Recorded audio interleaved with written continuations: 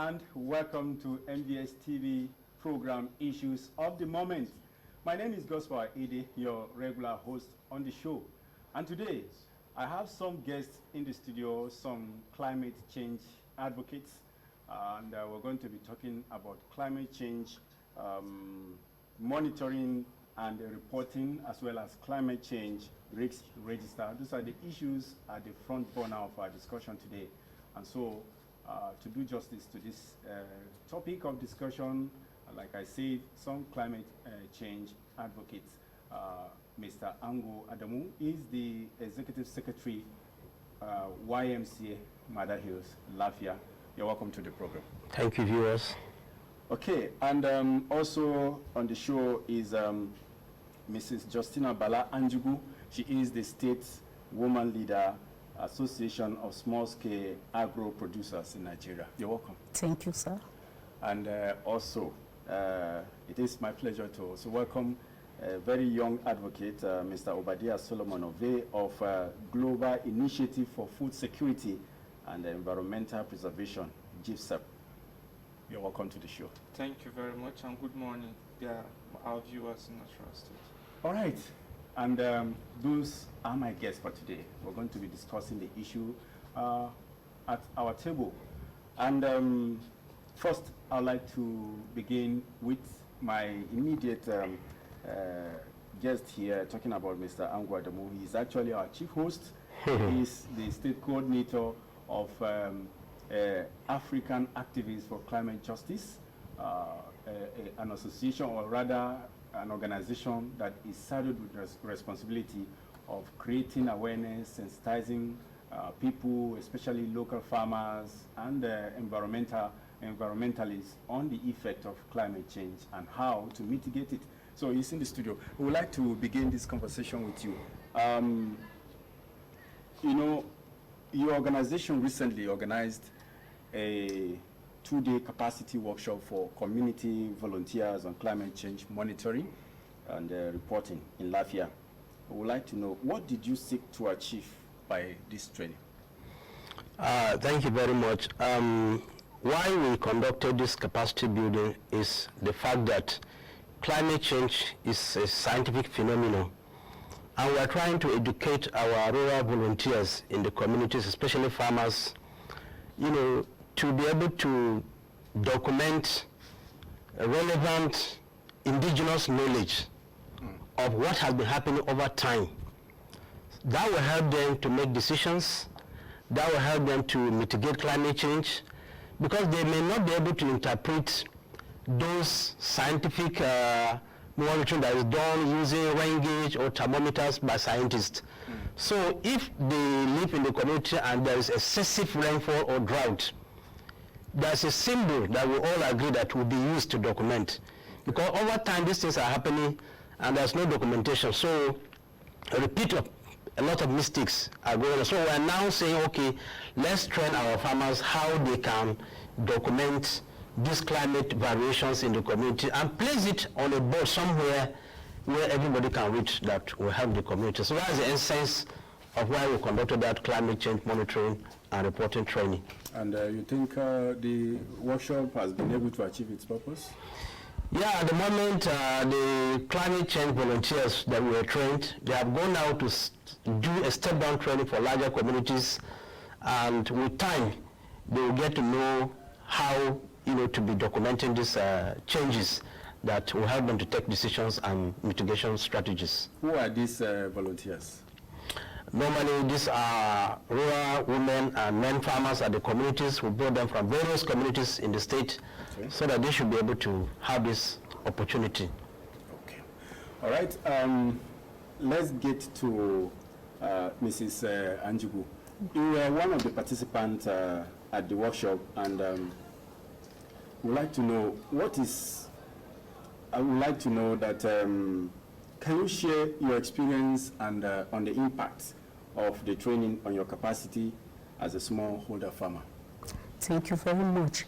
After we undergone the training, 2-day training on climate change reporting and monitoring, we have to step down to our various community, create awareness to the women, youths, and the men to know the impact and causes of this climate change, even in their agricultural practices and their livelihood. A lot of mistakes has been done before, but with the help of this training, a lot of people have been aware, educated, informed on the impacts and the effects of this climate change. If you are not informed, you are deformed. But now that a lot of people are being informed, like last year, weather forecasts have announced that this particular farming season, the nation will experience a lot of flood.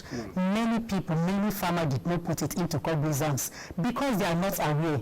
Nobody created this knowledge onto them. When we step down this training in our various community, and for Broken City community here, when we step down this training, many are crying of their losses. They say, I didn't know. At the right time, we came to inform them about this climate change. A lot of them could have adjusted. But we hope, we say this training is not just for you to take precaution this year, but for further things to occur, you have to take precaution. Now that we have stepped down this training to you, even those who are not privileged to attend this training, you should be able to educate them, inform them. Whenever weather forecasts have given out report, it is very, very necessary for you to put it into practice. If they say that in a particular rainy season, either you experience a flood or drought, take it into account. If it is just a crop that you are planting in your farm, think of improved seedling, go into monocropping and even livestock rearing, so that when there are losses in a particular one, the other one you may make profits. For instance, if rain has washed away your part of your farm, at least other farm that you have planted a different crops, you should be able to have a bumper harvest on it, or a livestock rearing. It is also a means of livelihood, because a lot of women, a lot of men are not informed. That is why this farming season, a lot of people are crying of the losses. But with the help of the YMCA, with this training given on to us in a climate change monitoring and reporting, we also step down to our community how we should have a database keeping records of our drought and flood, so that when you keep this record consistently for some period of years, you should be able to master the climate of your area without waiting for anybody to come and tell you, because you that live in that locality, you are aware of your situation better off than somebody that will remain in Abuja coming down to find out or to make other things that are not suitable for you.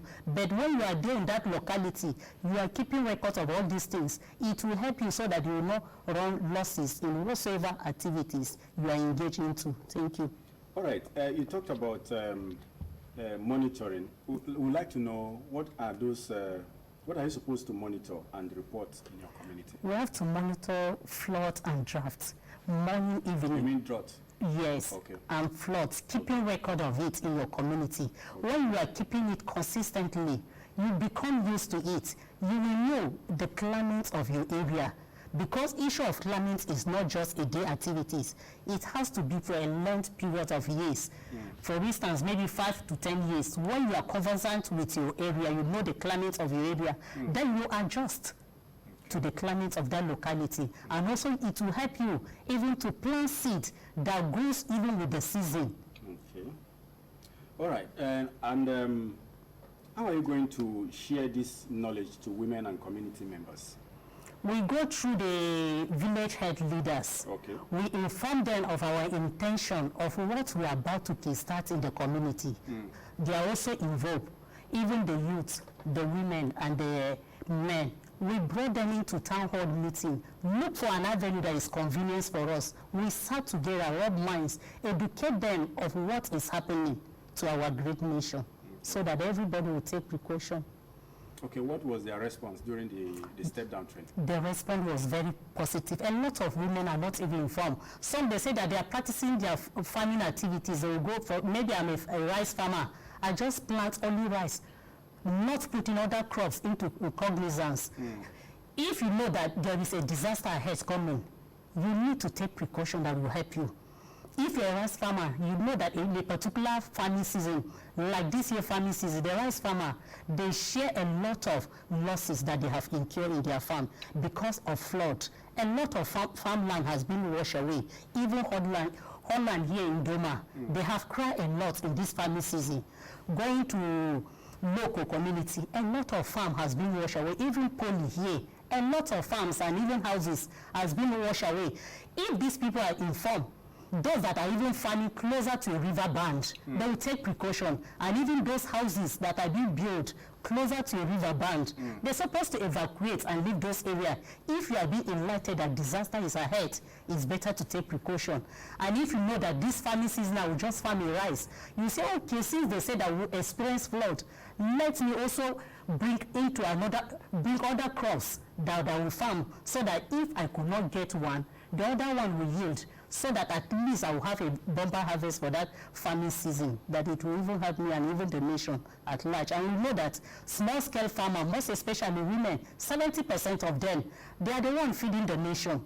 They are the ones that are into these farming activities. And we know that the strength of these women is not too strong in terms of finances. But when you educate them, you tell them to diversify their economic and the means of their livelihood, it will help them a lot. If you know that you have a piece of land, even in your house where you are staying, there is a need for you to think of plan B. Plant other crops or vegetable that will fetch you money. You can use it for your consumption, and part of it, you can use it for your commercial activities. For instance, ogun leaf, we know that it's very costly in the market, but a lot of us, we are ignorant. Instead of use something that you can plant it in your backyard, that you don't even have problem with it. We know it. We think of going to a far distance, planting crops that we are not even too sure of it. If disaster comes, we wipe it away. But where you are staying, you can do something that it will help you to improve your means of living. You can rear chicken, poultry, go into poultry. Think of the improved ones that will fetch you money. You can go into that, and it will help your standard of living as a woman, because they say there's a common saying that if you educate a woman, you educate the whole nation. If a woman, she's been informed of a right thing to be done, it will help her a lot. Even your locality, the environment you are staying, there are other means of livelihood that you can engage yourself as a girl child.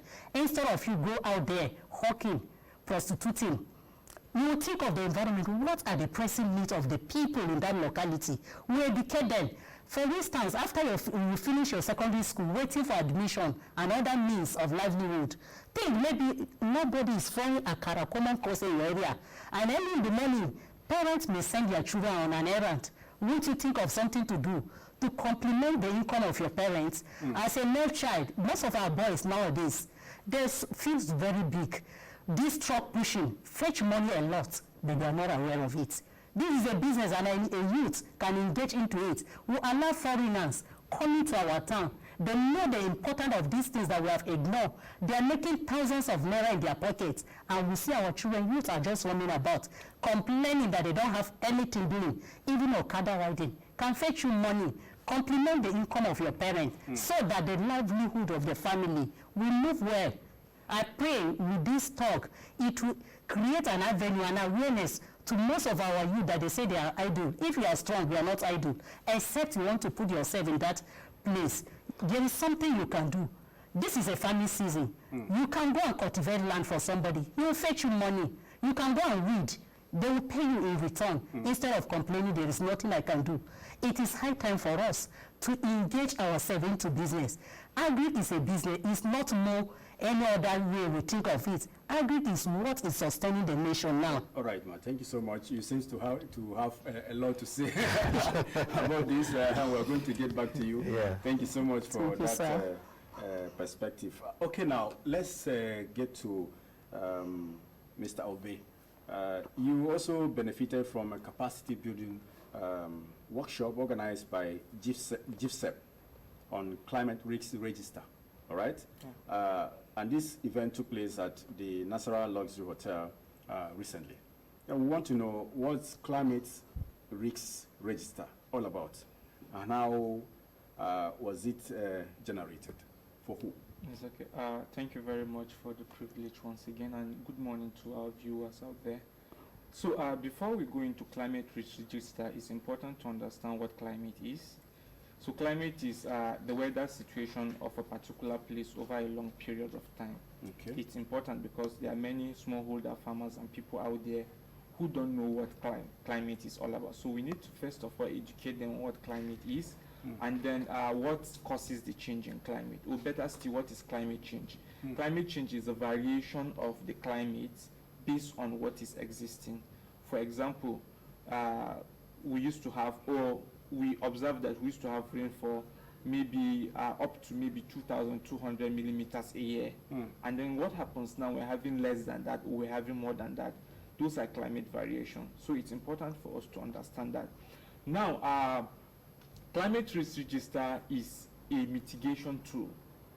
Okay. Yes, it's a climate risk mitigation tool developed by the community through the community activists for the use of the community, government, and then stakeholders that are interested in that very issue of climate. What does this mean?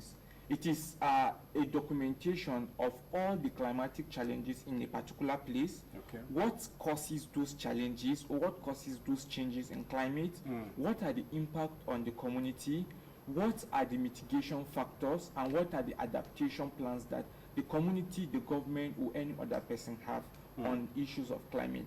Now, it is important that we have this climate change register because beyond just having it, we are keeping it for record purposes. We also use it for planning, and then we use it for intervention.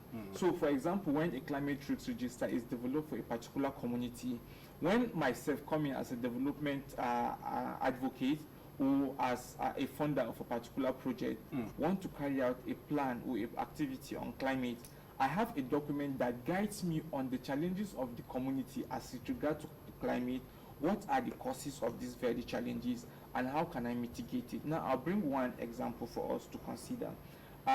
Infertility, for example, is a climate challenge.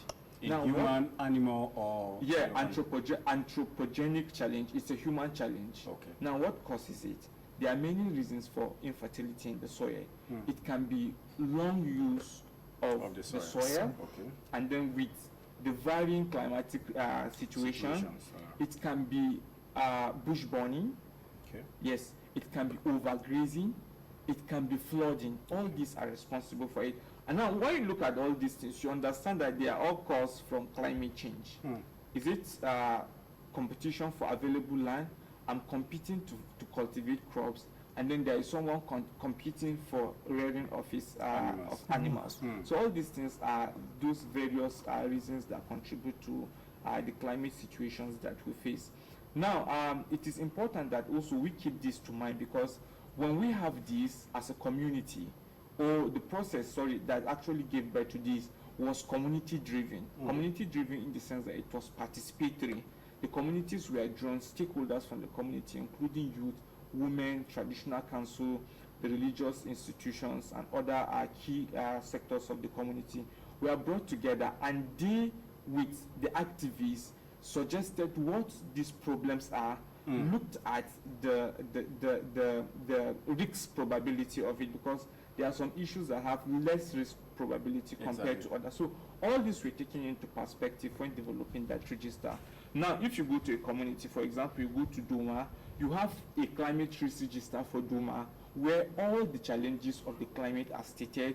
What are the probability risks? What are the causative factors? What are the mitigation plans? What are the adaptation measures? So all this was developed in 26 communities in the 13 local government, and it was harmonized and presented to the state. So we have an harmonized climate register for the state as we speak at the moment. Yes. Okay, now, the register you talk about, particularly in a particular community, where is it assessed? How do people get to access this register? So, because it's, like I said, it's a community-driven intervention, it is participatory. What was done was, this thing was developed with the community. Now we brought community stakeholders together. They told us what are the challenges of climate they face, what causes them. They were the ones that were saying it, and then we looked at, yes, we're taking notes, including them, they took notes too. And we look at the probability of it occurring.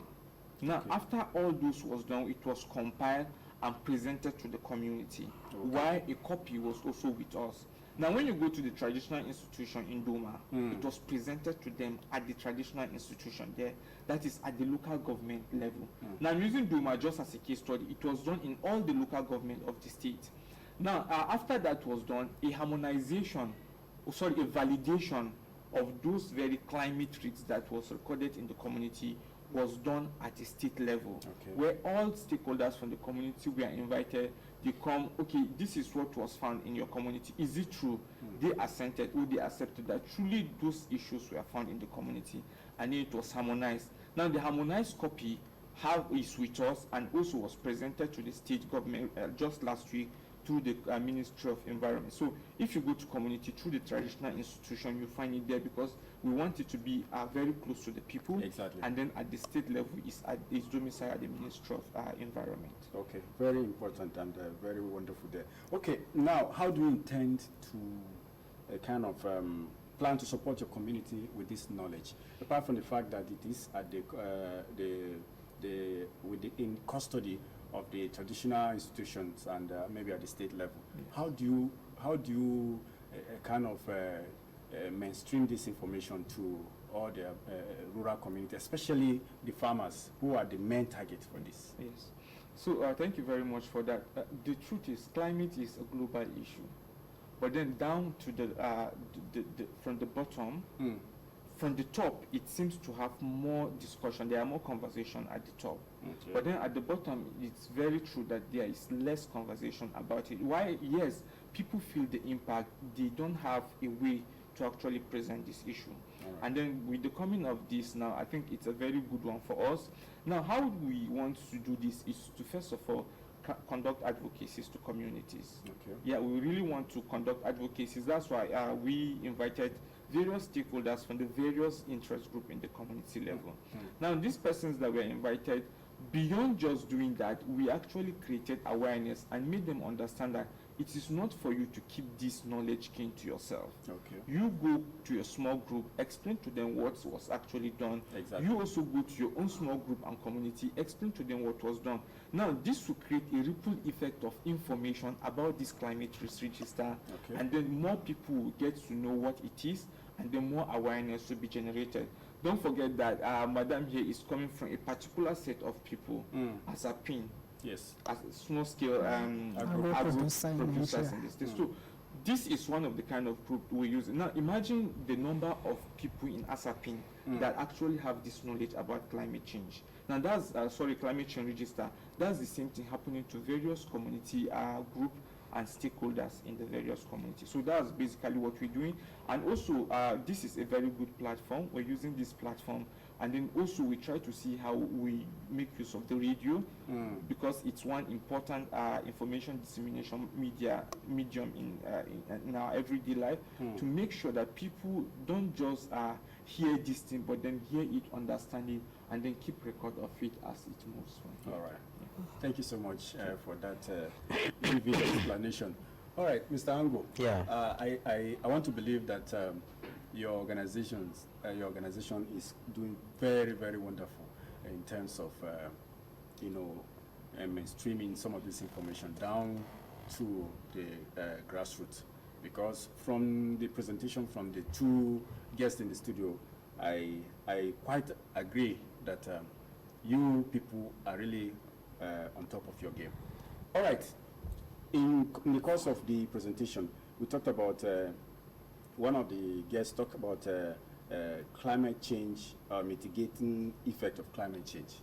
Rather adaptation. So we would like to ask, it's often said that to mitigate climate change effects on farming activities, farmers must embrace adaptation methods. Adaptation method, of course, with what has happened, especially in recent times, the flooding, the drought, and the rest of them. So, how possible is it to adapt to weather and climate conditions in our traditional society that lack technological advancement? Yeah, that's a very key question, and that is why we have decided to conduct this capacity building on climate change monitoring and reporting at the grassroots by volunteers. We know that there are very sophisticated, complex, interpretations about climate change because it's a scientific phenomenon. Exactly. So there are people who live in the communities, and that's what we call indigenous knowledge. Okay. It's based on experience, long years of stay in the village, observations, and seeing what is happening. People in the village know that they can suspect that because of what has been happening for the past 2 years, we know when the rain is going to come. And they know the sounds of some birds and some insects. Okay. It's a sign that something is about to happen. They know when to go and catch fish. So all these are not even documented. So we are saying, okay, we want to see how local knowledge can be documented, can be observed.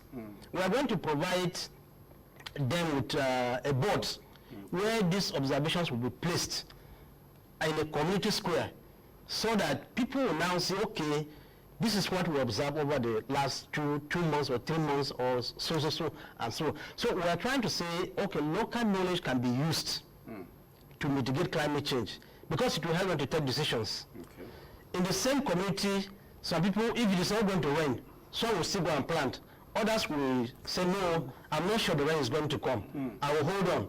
Because of what? Because of indigenous knowledge has been gathering. Okay. So this is what we want to promote, because over-relying on scientific knowledge that we cannot interpret is not getting down well to the communities. Okay. So that is why we are promoting something from the grassroots, something that people can understand themselves.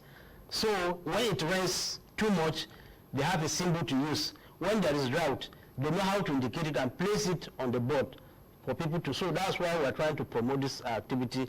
Let me give an example of what we have always ignored. I'm sure you'll be hearing about Cameroon Dam. Lagdo Dam in Cameroon. Yes. You see, sometimes we are careless and we don't take.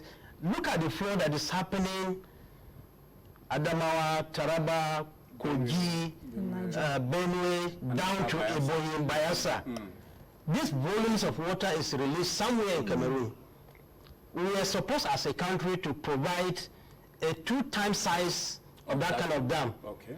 But somehow the work was not done. Each year the Cameroon want to release water, and we are saying they should inform us so that we can tell our farmers to run away. I think something needs to be done more than that. So this kind of thing, look at the effect that a lot of people's livelihood have been wiped away. So I want to say, with indigenous knowledge documented, people will be able to take precautions on their own without waiting for scientific discoveries, because they cannot even interpret some of this scientific data that we are talking about. So we're out there to promote indigenous knowledge. YMCA and GIF said, this is our task, and we are supporting Nasarawa State to do that. All right. Maybe before we go on a short break, is irrigation or dry season farming part of the adaptation method we're talking about? Yeah, it is. But we need improved irrigation facilities if we must go into irrigation. Okay. If our streams are drying up and we have no dam, we have no reservoirs, how will we irrigate? So we are calling on the government.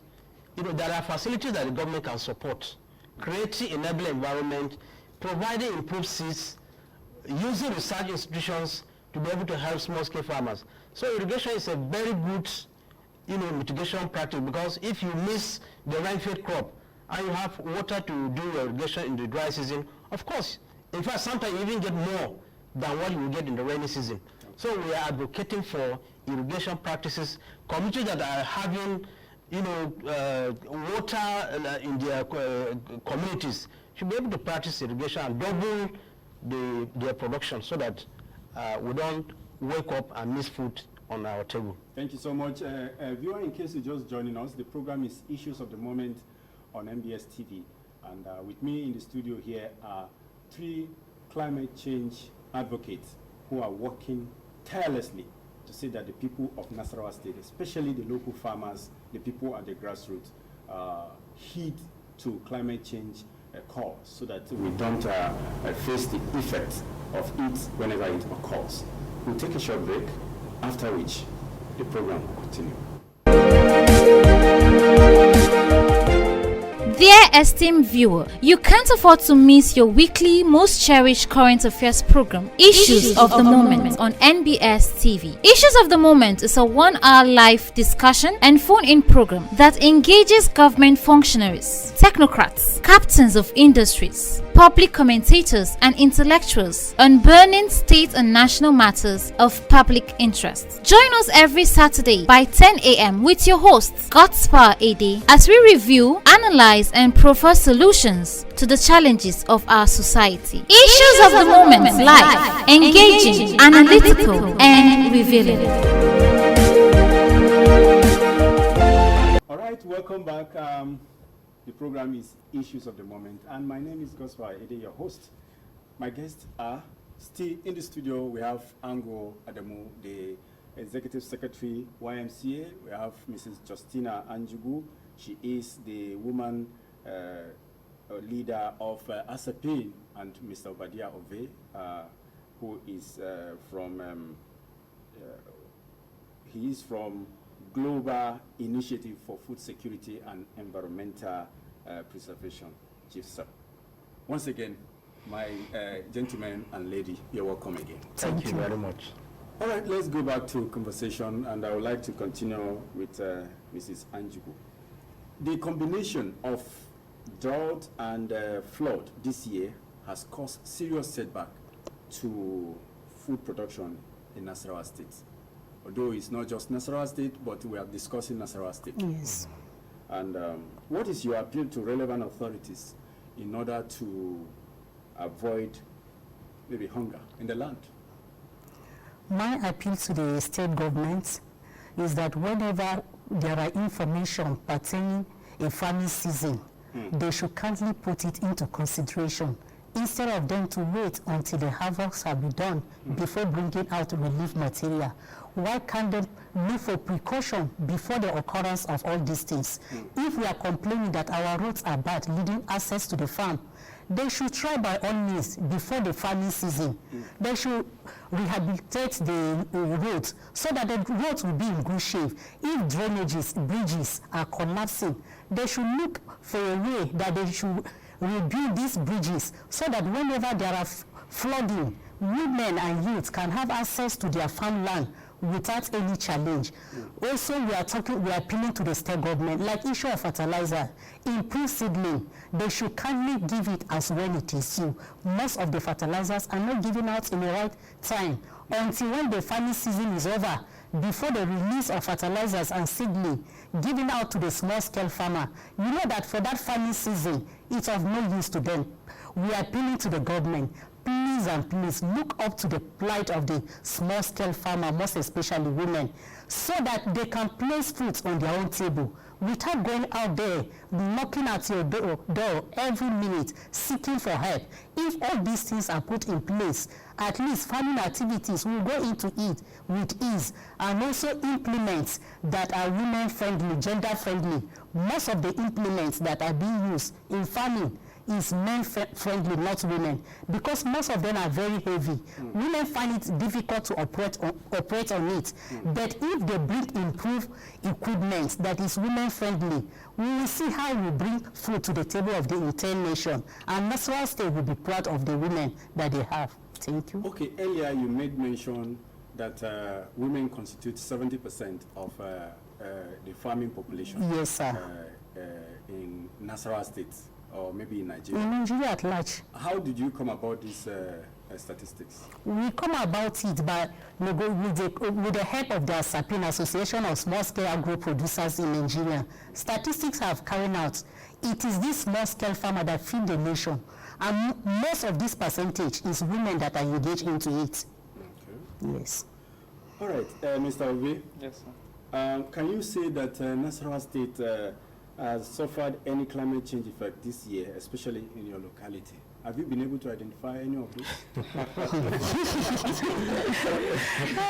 Okay, thank you for that question. I don't know why we all busted into laughter when it was asked, but then I will take us back to records from NASEMA. Okay. NASEMA is Nasarawa State Emergency Management Agency. Yeah. In September, the head of NASEMA, in person of Zachary Alumaga, stated that over 361,000 people have been displaced because of flood. Yes. And then there is a prediction that before the end of October, it is estimated that between 800 to 1 million people will be displaced by this flood. So that is just a statistics for us to actually consider. Now, just think of that statistics in relation to the various population we have in Nasarawa State. Now, about 23 communities were affected in our 7 local government, and deaths were also recorded. Ulam alone lost about 4,500 hectares of farm. Wow. Yes. Now, a hectare of farm is like a football field. So if we're talking of 4,500 hectares of land, you should put that into perspective and just imagine what we're talking of. Now, that's for Ulam because they have data and they have record. Consider the number of smallholder farmers in the 13 local government we have in Nasarawa State who have lost their source of livelihood because of this challenge. Now, I'm not even giving you a direct answer. I'm telling you the challenge is the impact that has been felt by this issue of climate change. Now, beyond that, you were making mention of drought. We don't have drought in Nasarawa, so what we have is dry spell. Okay. Yeah, we had dry spell this year. Most farmers within Awe and other axes were complaining of dry spell because they went and broadcasted their rice and then there was no rain. So by implication, most rice didn't germinate. Now, before the germination of rice, when maize and then groundnut and other farm crops were supposed to be getting matured, there was no rain for them. By implication, there is going to be low yield this year. Now go to the market and ask of the price of a bag of egusi, for example. Go and ask of the price of a bag of rice. That's to tell you the ripple effect that is having. Now, but then let's not even go into that. Let's look at this from our perspective. How many farmers do we have in the state? And what have they lost? But then before the loss, before the rainy season began, if you observe, we had early rains this year, and those early rains affected people that did irrigation farming. So I'm trying to tell you, like, the sequence of how those things happened. There was early rain, which affected dry season farming.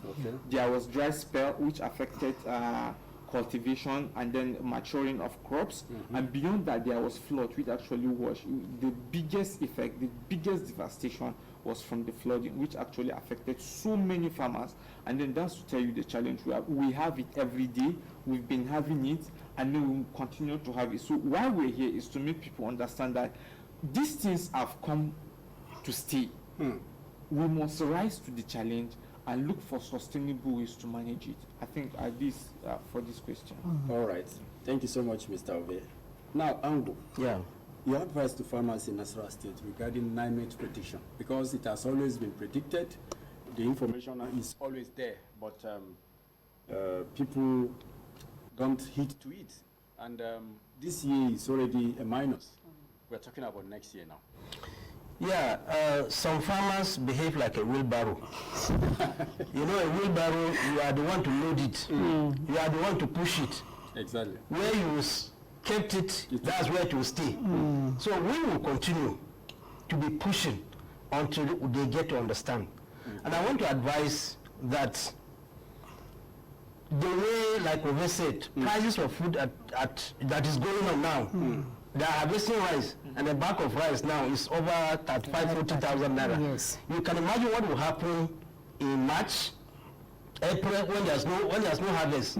So people should take precaution without wasting any grain that they have this year, because there are a lot of losses.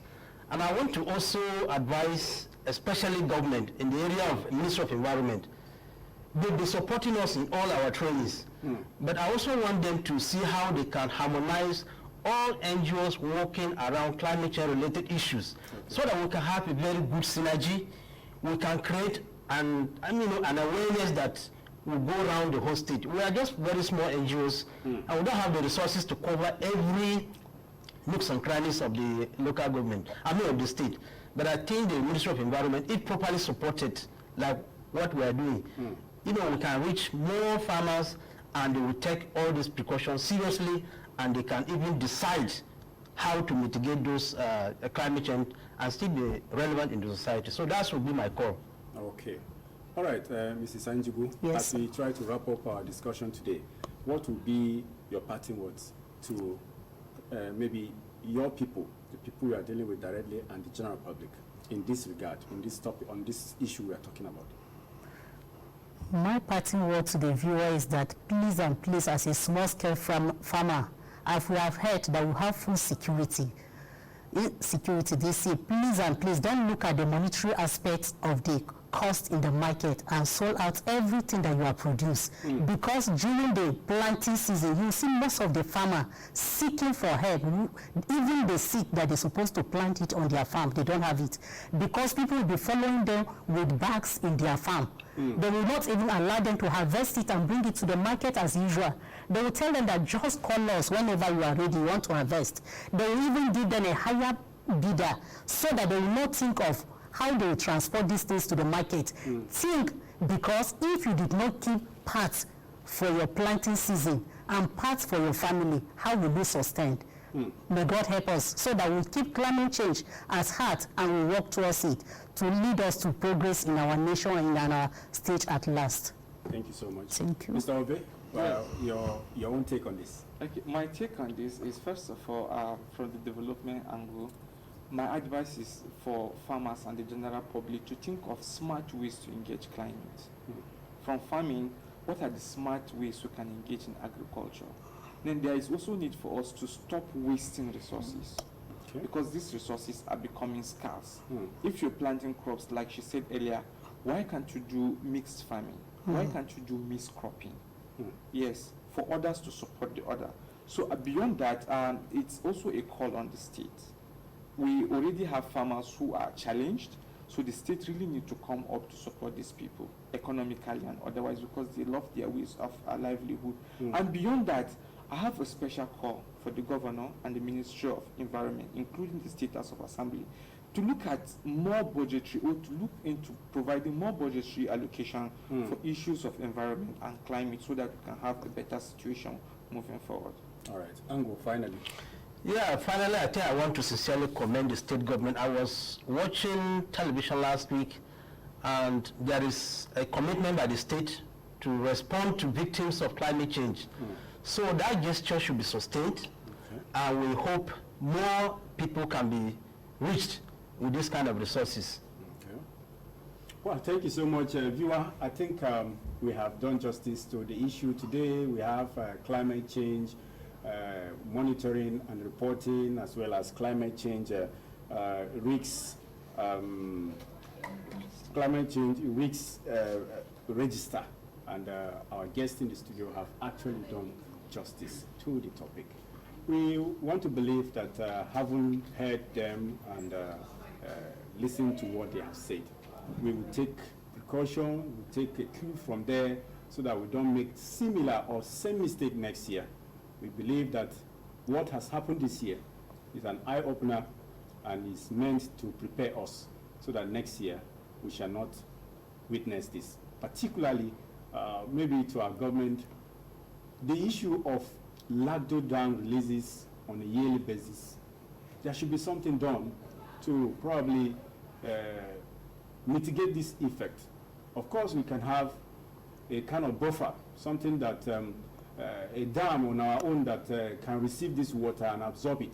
Or possibly, there should be a deliberate effort by government to dredge the available rivers we have, River Benue, River Niger, so that the rivers can be more deeper for this water to be absorbed. We believe that it will be better and it will be well for us. And that is how we end it today on this edition of the program, Issues of the Moment. On behalf of my guests, Mr. Ango Adamu, thank you, Mrs. Justina Anjibu, and Mr. Ove, Thank you very much. We sincerely appreciate you for coming. Thank you. Well, see you again next week for another interesting package of the program. My name is Gospel Ede. We're out.